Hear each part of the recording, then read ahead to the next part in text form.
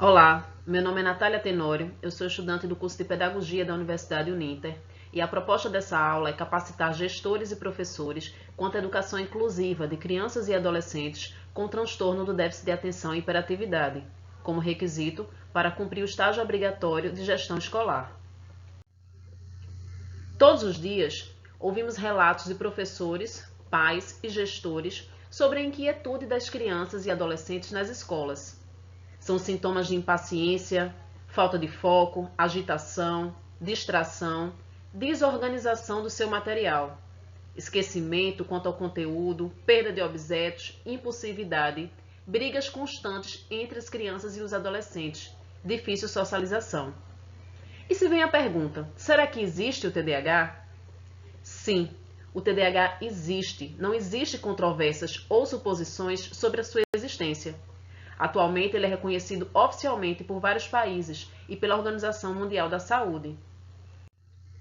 No Brasil, recentemente foi aprovada a Lei do TDAH, a Lei de número 14.254, aprovada em 30 de novembro de 2021. A lei dispõe sobre o acompanhamento integral na escola para educandos com dislexia ou transtorno do déficit de atenção e hiperatividade, ou outro transtorno de aprendizagem, além de atendimento terapêutico pelo sistema de saúde. No entanto, é importante prestar atenção e estar atento quanto à regulamentação desta lei, porque o poder público se isentou de sua responsabilidade nacional e colocou para os estados, cada um, regulamentar a referida lei e colocar as diretrizes e orientações de como as escolas devem seguir. Segundo a Associação Brasileira do Déficit de Atenção, cerca de 3 a 5% da população infantil do Brasil tem o diagnóstico de TDAH. O transtorno recebe o CID F90. Ele se caracteriza por uma combinação de dois tipos de sintomas: desatenção, hiperatividade e impulsividade. Temos aí 3 classificações quanto ao tipo de TDAH. O TDAH com predomínio dos sintomas de desatenção, o TDAH com predomínio dos sintomas de hiperatividade e impulsividade e o TDAH combinado, que seria apresentar os sintomas de ambos os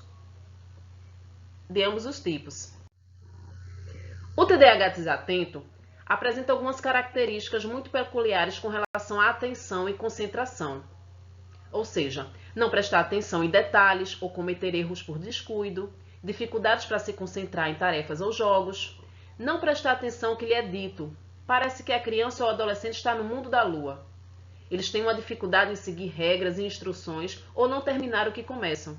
São desorganizados com as tarefas, com os materiais, evitam atividades que exijam esforço mental continuado e perdem coisas importantes. Se distraem facilmente com coisas que não têm nada a ver com o que estão fazendo.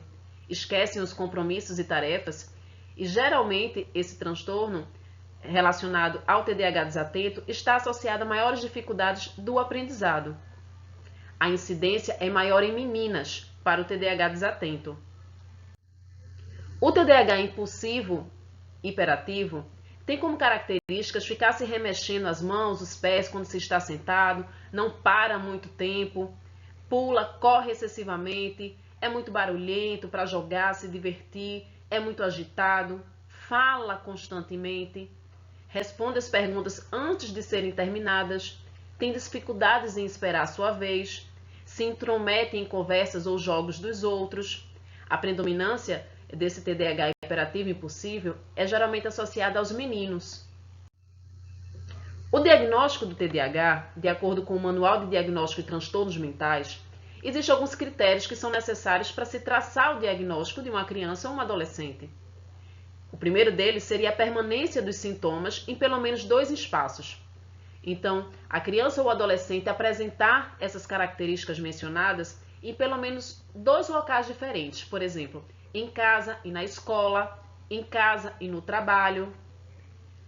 Segundo ponto, a permanência dos sintomas em pelo menos 6 meses. Então, precisa haver uma constância da apresentação desses sintomas em pelo menos 2 espaços, num período de pelo menos 6 meses. E a identificação de pelo menos 6 características que citamos anteriormente. Esses são os indícios, os primeiros indícios para se chegar ao diagnóstico do TDAH. Por se tratar de um distúrbio do comportamento, o TDAH não é identificado por exames neurológicos tradicionais. Trata-se de uma avaliação clínica, uma avaliação médica. Quem é que pode fazer? O neuropediatra, o neurologista, o psiquiatra infantil ou o neuropsiquiatra. Não existem exames eletrofisiológicos como eletroencefalograma, mapeamento cerebral, tomografia, ressonância. Esses exames de imagem não diagnosticam o TDAH, eles apenas servem para descartar outras patologias e normalmente são pedidos pelos médicos. Dentro do tratamento terapêutico, que é sinalizado pelos médicos, o primeiro deles é a psicoterapia TCC. O que seria isso? A psicoterapia relacionada ao comportamento, terapia cognitiva comportamental. Essa terapia específica vai ajudar a criança ou o adolescente a estruturar o seu comportamento e as suas questões. Então, vai trabalhar em cima dos comportamentos apresentados. A criança ou adolescente com TDAH também pode ter necessidade de procurar um fonoaudiólogo, porque as questões de linguagem normalmente são prejudiciais e estão associadas ao transtorno. A indicação da psicopedagoga é muito importante para auxiliar nas atividades escolares, para dar continuidade ao que é feito na escola, dar esse reforço, esse suporte fora de sala de aula. A psicomotricidade também é um recurso muito importante e interessante para se trabalhar com crianças que apresentam sintomas do TDAH, para que elas possam ter noção de espaço e trabalhar com o corpo de uma forma que elas consigam se relacionar melhor com outras crianças. Haja visto crianças com TDAH, principalmente aquelas do tipo de predomínio hiperativo e impulsivo, terem muita dificuldade na socialização com outras crianças. Um outro ponto importante para o tratamento é a psicoeducação dos pais e cuidadores. Eles estarem procurando informações, estarem conscientes e procurarem cada vez mais recursos e estratégias de como lidar com a criança em casa e em outros espaços. A capacitação de gestores e professores dentro da sala de aula e no espaço escolar é de fundamental importância. Além do tratamento terapêutico, pode haver a necessidade do tratamento medicamentoso. E aí vem a questão, se medica ou não? A pergunta central para saber se você medica ou não, que normalmente os médicos fazem, é: existe prejuízo social ou cognitivo da criança ou adolescente, ainda que ele faça e tenha um suporte terapêutico? Se a resposta for sim, então deve-se iniciar o tratamento com medicamentos. Os medicamentos de primeira linha adotados no Brasil são o metafenidato, conhecida mais popularmente como a Ritalina, ou a lisdexanfetamina, conhecida como Venvance. Esses dois medicamentos são os mais comuns utilizados para o tratamento do TDAH. O extrato da cannabis, rico em CBD, também vem sendo uma medicação utilizada por crianças e adolescentes que apresentam os sintomas do TDAH e vem tendo bons resultados quanto à mudança de comportamento e à concentração dessas crianças para a realização de atividades. Porém, deve ser acompanhado por um médico para avaliar a necessidade e a inclusão ou não desse extrato juntamente com as outras medicações.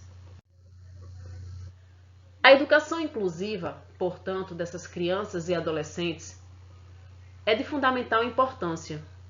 A escola, os professores, a família têm um papel fundamental no desenvolvimento das habilidades de estudantes que apresentam essa desordem. É função da escola ter conhecimento das características peculiares e a maneira de como lidar com essas crianças ou jovens, porque além de trabalhar em sala de aula diariamente com eles, necessitam prestar esclarecimentos à família e à comunidade escolar. Haja visto que os estudantes passam boa parte do seu dia dentro da escola. O sucesso em sala de aula frequentemente exige uma série de intervenções. A maioria das crianças ou adolescentes com TDAH pode permanecer na sala normal, com pequenos ajustes na sala, como a utilização de um auxiliar ou programas especiais a serem usados fora da sala de aula. Esse auxiliar, ele está ali para prestar apoio e suporte para o estudante, mas as atividades pedagógicas, elas necessitam ser organizadas e estruturadas pelo professor. É ele que irá conduzir toda a aula. O auxiliar, neste caso, ele vai dar mais um suporte para que o aluno não se distraia com pequenas coisas do ambiente. Aqui apresentamos algumas proposições para os professores que podem gerar resultados positivos para os alunos com TDAH e para que possa haver uma educação mais inclusiva dessas crianças e adolescentes. O primeiro ponto seria proporcionar estrutura, organização e constância, permanência. Sempre a mesma arrumação das cadeiras, programas diários, ter regras claras, definidas. Colocar a criança perto de colegas que não o provoquem, perto da mesa do professor, na parte de fora do grupo. Um outro ponto é estar sempre elogiando, encorajando e ser afetuoso com essas crianças, porque elas desanimam com facilidade. O acolhimento, nesse caso, é muito importante. Um outro ponto positivo seria dar responsabilidade para que elas possam cumprir, fazendo com que se sintam necessárias, valorizadas. Então, por exemplo, pedir para que elas anotem algo no quadro, para que elas levem algum documento na diretoria da escola. Então, darem ocupações para essas crianças e adolescentes. Proporcionar um ambiente acolhedor, demonstrando calor e contato físico de maneira equilibrada. Nunca provocar constrangimento ou menosprezar o aluno, jamais. Favorecer oportunidades sociais e proporcionar trabalho de aprendizagem em grupos pequenos, pois em grupos menores as crianças conseguem melhores resultados. Se comunicar com os pais, porque geralmente eles sabem o que tem melhor funcionado com seus filhos, então esse diálogo entre a família e a escola é de extrema importância.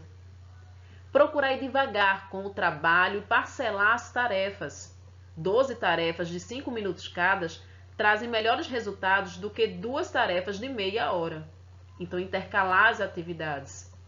Adaptar suas expectativas quanto à criança, levando em consideração as diferenças e inabilidades decorrentes do transtorno.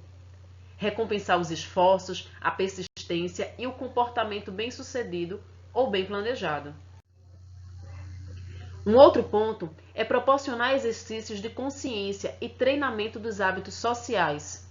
Uma habilidade frequente sobre o comportamento da criança consigo mesma e com os outros ajudará bastante, estabelecendo limites claros e objetivos.